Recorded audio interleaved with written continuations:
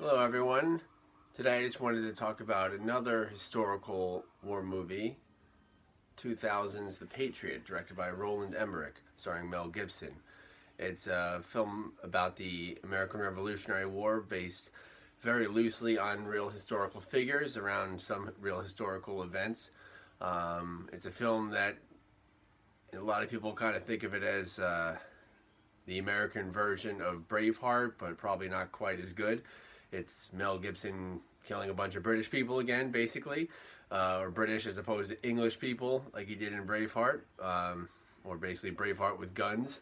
But it's probably not as good of a film as Braveheart, but it's it's an enjoyable film, I think, and it gets a lot wrong with history, but it also gets the feel and the look and the equipment and the uniforms and just the buildings. It gets a lot right for history. The worst thing it does is really over vilifies the British in the American Revolutionary War. That's its main thing that it does wrong historically, particularly Colonel Tavington, who is loosely based on Lieutenant Colonel Banastre Tarleton, who was a real British military commander who was generally considered to be unnecessarily cruel during the war, but his exploits were not as cruel as those done by Tavington in the movie.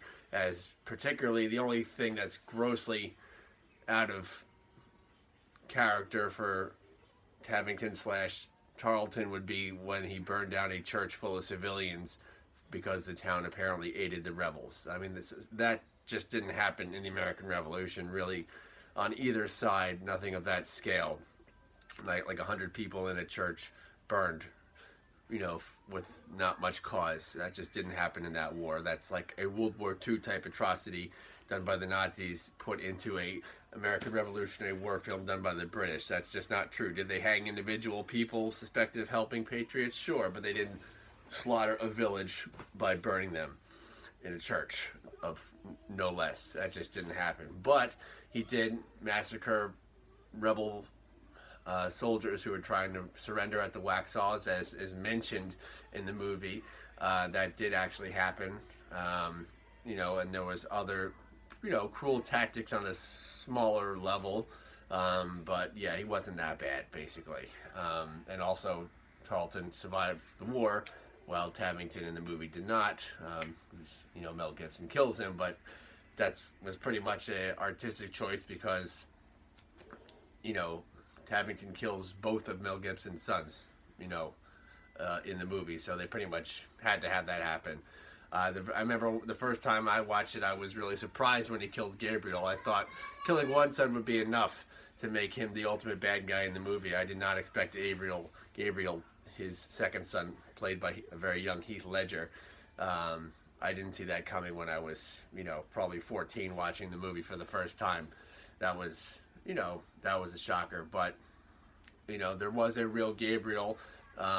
He was actually the nephew of the character that Mel Gibson's character, Benjamin Martin, was somewhat based on. Francis Marion, who was the swamp fox who fought against the British in guerrilla tactics in the colony of South Carolina during the second half of the American Revolution, or the Southern War, when the British came down from the south, and their strategy was to leave the north, the more rebellious New England colonies alone, start in the south, which was much more friendly to the British in general. There was more loyalists, more of an English presence, as opposed to a mixed bag of colonists as there was in the north, where there was lots of Dutch and Germans and Scottish people, whereas in the south it was mostly just British with a more there was more loyalist population who could be counted on, or at least not expected to fight against the British. So they'd start in the easy south, theoretically, and work their way up colony by colony, cutting off the more rebellious north, and eventually taking them over. But with Washington and the French coming down to Virginia and meeting the British there under Cornwallis in 1781, that pretty much put that to a halt after the siege of Yorktown. The last major British army was captured at the siege of Yorktown, and that didn't end the war right away. There was still another 2 years before they signed the Treaty of Paris, but that was the last major land campaign, was in Virginia. So the British Southern strategy failed. They only got halfway up the colonies, up to Virginia, and then they were basically surrounded with a lot of help from the French. The French Navy came in and blocked them in the Chesapeake, and then the Americans and French Army, stopped them and got them cornered at the Yorktown Peninsula, eventually forcing Lord Cornwallis and his army to surrender there. But the movie, The Patriot, takes place in the earlier part of the Southern campaign, particularly in the colony of South Carolina, which there really was a lot of brutal guerrilla fighting, particularly between Loyalists and Patriots, which the movie doesn't focus on. It mostly focuses on the American militia, which is Benjamin Martin's, Mel Gibson's group, fighting against the regular British Army. But the real fighting in that area was a lot of Loyalists versus Patriots, Americans fighting their neighbors. They touch on that a little bit. There's really only one important Loyalist character. I think his name is Captain Wilkinson, who's portrayed very obviously as a colonist as opposed to an actual British soldier who fights directly under Tavington. But they only show him a couple times and doesn't really do that much. But the Loyalists definitely played a major part in that part of the war, which is not really touched too much on in the movie. The American Revolution, particularly in the South, was in many ways our first Civil War.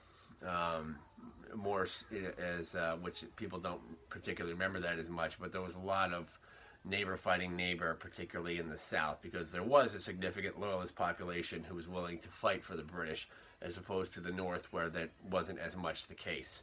But the movie makes the British out to be cartoonishly, or particularly Tavington. They kind of make it like he's really the main bad guy, and then just people under him have to follow his orders.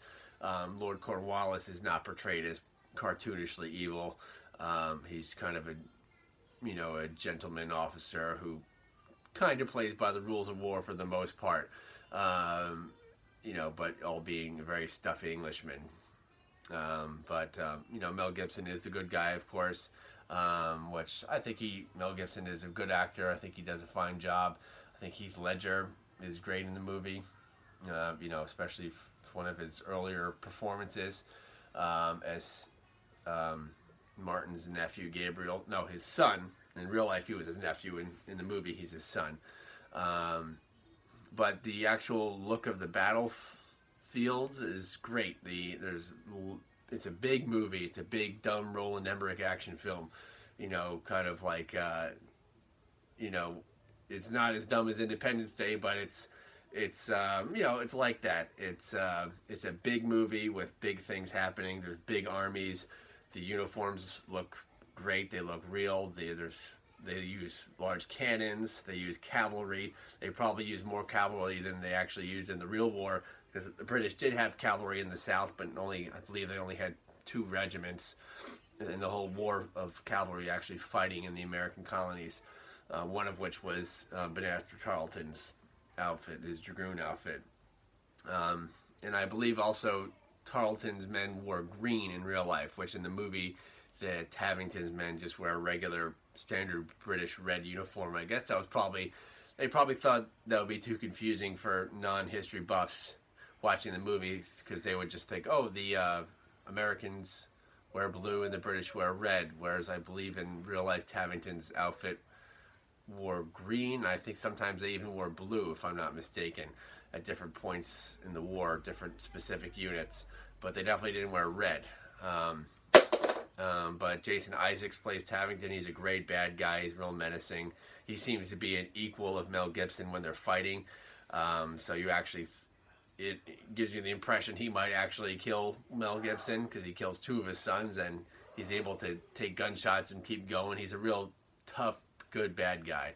He's not a pushover, even though he's an aristocrat Englishman. He's He's no pushover. He's a real fighter. So he's a bad guy you love to hate, but you also respect his abilities. Just the look of the movie, the equipment the soldiers use, the tents. It's just a really well made, good Hollywood movie, and I mean Hollywood in a good way. It's, there's obviously they put a lot of money and care and detail into putting the movie together.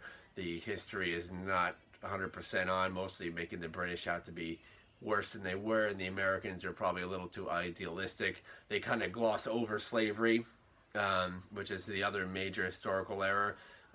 Benjamin Martin, Mel Gibson's character, is apparently the only wealthy plantation owner in South Carolina who doesn't own slaves but employs a big group of freed blacks, which is kind of like, all right, it's a little unrealistic. It was like they couldn't just have him not own slaves.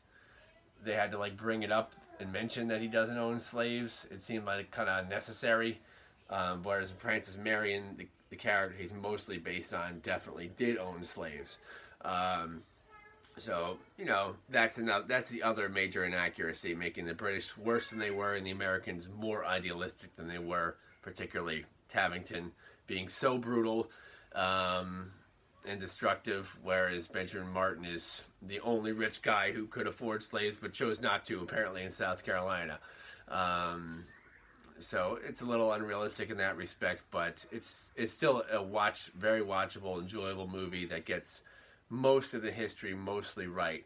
A lot of historical buffs will say the history is, terrible, but I don't know. I don't think it's terrible.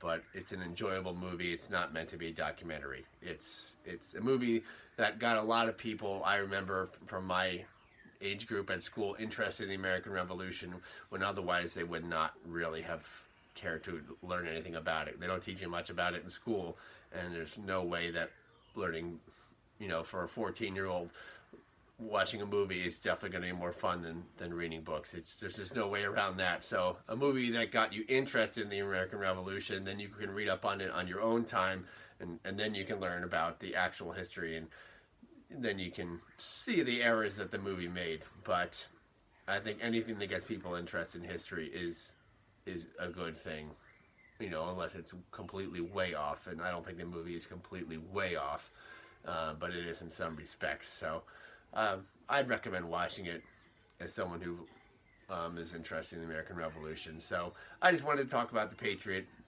and by Roland Emmerich. It's kind of like the dumb man Steven Spielberg. I've heard a lot of people say, which it kind of is, or he kind of is as a director, but I enjoy that film a lot, even though it has its historical errors. So, thank you. Thanks for watching.